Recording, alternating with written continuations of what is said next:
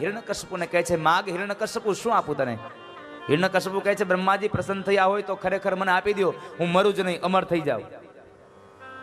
બ્રહ્મા કહે છે, આ વાત ખોટી હિરણ્યકશ્યપુ. કારણ જેનું નામ એનું નાશ, જેનો જન્મ એનું મૃત્યુ આ નિશ્ચિત છે.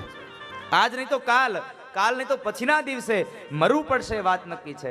આના સિવાય બીજું કંઈક માગી લે. હિરણ્યકશ્યપુ કહે છે, તો હું જે માગું મને આપો, આપીશ. માગ.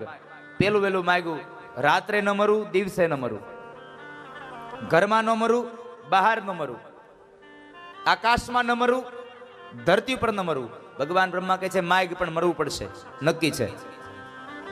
વળી પાછું માગ્યું, લીલાથી ન મરું, સુકાથી ન મરું, અસ્ત્રથી ન મરું, શસ્ત્રથી ન મરું, માણસથી ન મરું, પશુથી ન મરું. ભગવાન બ્રહ્મા કહે છે, માગ મરવું પડશે.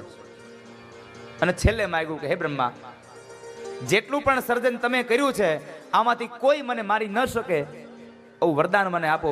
બ્રહ્મા